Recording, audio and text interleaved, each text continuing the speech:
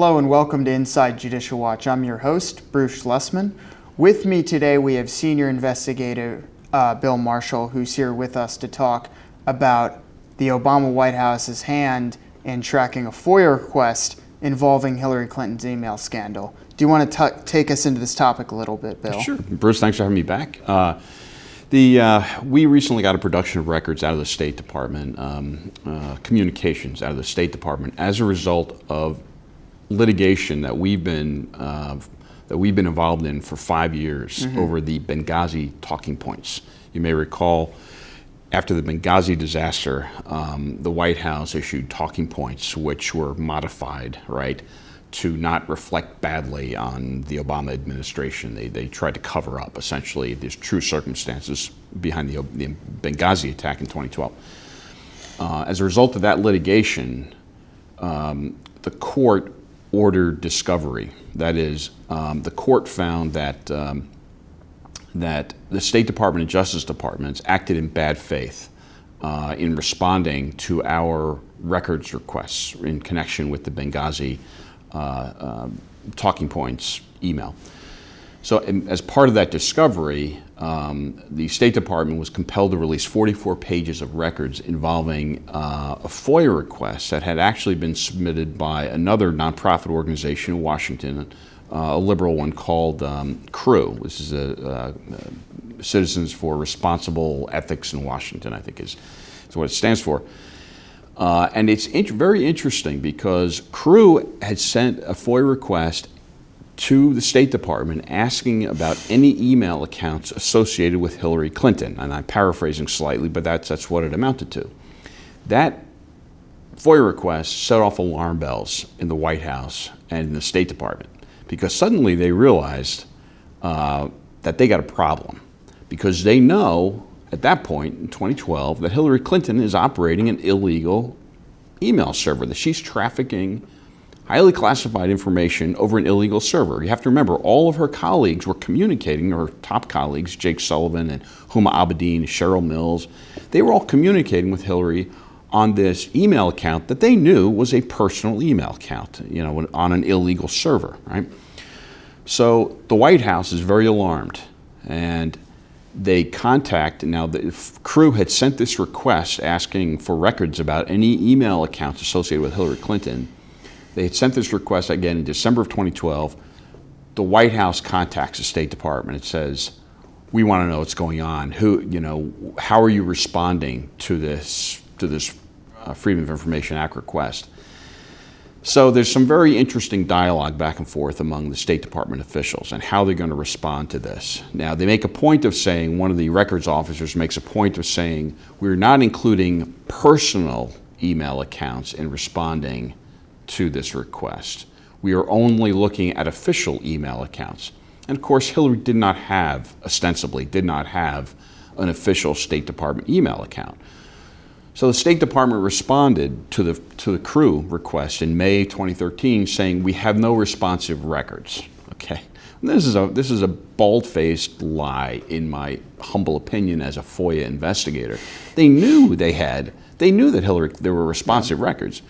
Any government records that are transmitted via a personal email account are still government records. The fact that they were sent, if they're discussing government business, the fact that they were sent on a personal email account doesn't make them any less of an official government record. It just makes them maybe not necessarily in the custody and control of the federal government. But the federal government is still responsible for preserving those records and archiving them and making them available to FOIA requesters or Congress, if Congress subpoenas them, that sort of thing. So the only reason that this information came to light was because we had filed a FOIA request in 2014 for records, for State Department records, including Hillary Clinton's communications about the Benghazi attack, a talking points memo that was prepared to sort of cover up the Obama administration's culpability in the Benghazi attack of 2012. They gave us the same answer that they gave CREW. They could find no responsive records in terms of Hillary Clinton producing, generating emails discussing the Benghazi attack, right? But because our lawyer, Ramona Kotka, great lawyer, pushed that litigation, She didn't settle for that answer that they could find no responsive records. She asked for a search affidavit from the State Department, right? That's a big problem for them, because in the search affidavit, and then they have to explain exactly what steps they took, what repositories of records that they searched to find responsive records. She also asked for what we call a Vaughan index, and this is essentially an index that the government has to produce upon request in litigation, explaining what records they found, why they were withholding them, and this sort of thing. And they were delaying. The government delayed, and they were kind of stalling because they didn't want to produce this Vaughan index. Well, eventually, in April of 2015, they were scheduled to finally produce a Vaughan index. So to get ahead of that, what they did was they leaked to the New York Times the fact that Hillary Clinton was operating an illegal email server. You may recall in March 2015, a seminal article was published in the New York Times, of all places, which is obviously an ally of Hillary Clinton, that Hillary was operating this illegal email server. And you have to ask yourself, why would the New York Times, the mouthpiece of the Democratic Party in essence, report information like this that was damaging to Hillary Clinton? And the reason was because our litigation the following month was going to force this out anyway. So they tried to get ahead of the story by releasing it leaking it to the New York Times and having the Times put the best spin on it that they could. So the idea in public relations, as you know, is always to sort of get ahead of bad news and try to put your own spin on it. So we essentially forced revelation out of the government back in 2015 that Hillary Clinton was operating an illegal email server, and it came out in the form of a New York Times article so they could beat us to it. So after that information was revealed, we went back to the court and we said, wait a minute, the State Department has been claiming that they did a thorough search for emails relating to, for Hillary Clinton's emails relating to the Benghazi attack, and they claimed that they didn't find any, and they're trying to dismiss the case. Yet now we find out that she was operating an illegal email server. Have they checked those personal emails? Well, they hadn't, of course, right? Because they didn't want to. So we filed, we convinced the court, Judge Royce Lamberth, that the State Department had operated in bad faith. And back in December of 2018, Judge Lamberth issued a scathing court opinion. If I could read from it for a second, a couple of quotes from it.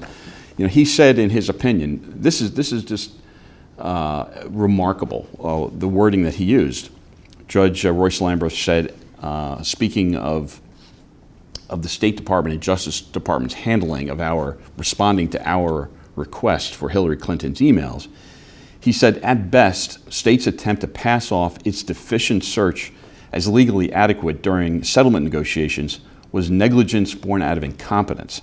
At worst, career employees in the State and Justice Departments colluded to scuttle public scrutiny of Clinton, skirt FOIA, and hoodwink this court. He added that the government's response to Judicial Watch, quote, smacks of outrageous conduct, unquote. And finally, he said that Hillary's use of a personal email server to conduct her government business was, quote, one of the gravest modern offenses to government transparency, unquote. To see that, see a federal judge use that kind of language in a ruling, in a court ruling, is astonishing. That feels unprecedented. Well, almost. I mean, it would be like, if you or I were, as teenagers, took Dad's car out with our friends and we crashed it. You can imagine what Dad would say when we got back, home. The kind of outrage. That's basically what Judge Lamberth is expressing in this opinion. Federal court opinions are supposed to be obviously very measured and sort of dry and anodyne. Judge Lamberth was really bringing the point home here that Hillary's conduct was outrageous, and the failure of the State and Justice Departments to adequately respond to our FOIA request was either, as he says, born of utter incompetence or, more likely, a massive cover-up. So he ordered, back in January of this year, just a few months ago, he ordered, he acceded to our requests to depose or take interrogatories, that's written sworn statements, from various high-level government officials, including people like former National Security Advisor Susan Rice, Deputy National Security Advisor Ben Rhodes, Deputy Assistant Secretary of State Jake Sullivan, who's top aide to Hillary, of course, FBI Assistant Director for Counterintelligence Bill Pristat. And those depositions, those interrogatories, and now the document discovery that's being compelled by Judge Lamberth is producing astonishing records like what we're seeing here with the revelations about how the White House was so alarmed by the FOIA request from Crew, which might have exposed Hillary's illegal email server back in 2012. It demonstrates how the White House knew all along, for a long period of time, that Hillary was using an illegal email server. And of course they knew, because Hillary, we know, was communicating with Barack Obama via her illegal email account. So this is just another example of the outrageous conduct of the Obama administration on so many levels. But of course, right now we're just addressing this one. But as our litigation continues, as we conduct more depositions, we just recently deposed Justin Cooper, who was a top Bill Clinton aide who had set up Hillary's Blackberries that he later smashed with a hammer and all that kind of conduct. We deposed him. We'll continue to take depositions from other individuals and take interrogatories, written sworn statements, and we'll continue getting more records. Yeah. I want to back up to President Obama and his conduct in this and role in this entire investigation. So he's tracking this FOIA request. How deeply was he connected? How much did he know about this email scandal going on? Well, that's a great question. I have no, my hunch, my informed speculation would be that he was completely in the loop on all this. He knew. We know that he was communicating with Hillary. She was using her private email account. The notion that Barack Obama, who was supposedly the smartest president ever, if you believe the left, was unaware that his Secretary of State was using illegal email account is absurd. I mean, it's risible, really, to think that the president was not fully aware, of this conduct and her trafficking. Highly classified information on an unsecure server. It boggles the mind, and I think as I say, as this litigation continues, and hopefully as the investigations by Attorney General Barr continue, more information will come out about Barack Obama's knowledge of Hillary's activities. So where does Judicial Watch go from here? Well, we're going to continue to press on. I mean, look at this litigation from 5 years ago, started 5 years ago. We're relentless. I mean, one thing about Judicial Watch, one thing you have to be in this town, in terms of the court system, is just it has to be a constant sort of grinding wheel. It just, we go through the motions.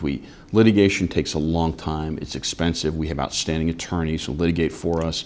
We've got a great investigative staff who, have a breadth of knowledge about government corruption, and particularly corruption with respect to the last administration, that is rivaled by few people in this town, apart from, the investigators that are working for Attorney General Barr. So I'm confident that we'll continue to produce records. We'll continue to get information out of these witnesses that we're deposing, and I think they're sweating bullets. Honestly, I think that all these officials, and they should be, I think that it's all coming back to haunt them now, and with respect to the investigations that we're undertaking, but as well as what Attorney General Barr, to his great credit, is now also undertaking. Do you think there's any accountability that's going to come from this? Well, that's a great question, and I think that what we're seeing, certainly in terms of, I mean, not to go off onto the whole Russia Trump collusion hoax, fabricated counterintelligence investigation, but I think that clearly a lot of the players in that debacle or scandal are going to face criminal liability, and that's why they're turning on each other. We're now seeing Rod Rosenstein blasting James Comey, and James Comey blasting Andrew McCabe, and it's become a circular firing squad among the deep staters who were involved in going after President Trump. And I think when it comes to the Hillary server cover-up, another James Comey classic. I mean, that I think will be studied for ages on how not to conduct the government cover-up. Maybe I think eventually, hopefully, there will be people taken into account or held to account for the cover-up that occurred with respect to Hillary Clinton's email abuses. I mean, really, what you have to remember is that she was trafficking. And I made this point, as you know, many times here and elsewhere. She was trafficking top secret special access program material. This is information that gets people killed if it gets exposed to our adversaries. And we have strong reason to believe that China, Russia, and possibly Iran had hacked Hillary's server. This Representative Louis Gohmert has come out and said this publicly. This has come out in congressional hearings that there is a reason to believe that our foreign adversaries had hacked hacked Hillary's system, and were, in the case of China at least, getting a courtesy copy of all of her email traffic from early in her tenure as Secretary of State all the way through. It's very serious. Very, very serious, yeah. Well, thank you so much for coming by. This Sure. has been an incredible conversation, as always. You really break down what's going on. Well, I look forward to getting more records and talking about more discoveries that we make. Yeah, absolutely. Thank you for joining us on Inside Judicial Watch. If you liked this episode, please check out others on our website or donate there if you support our work. Please like us on Facebook, follow us on Twitter, follow us on Instagram, and be sure to subscribe to us on YouTube. Thanks so much for joining us.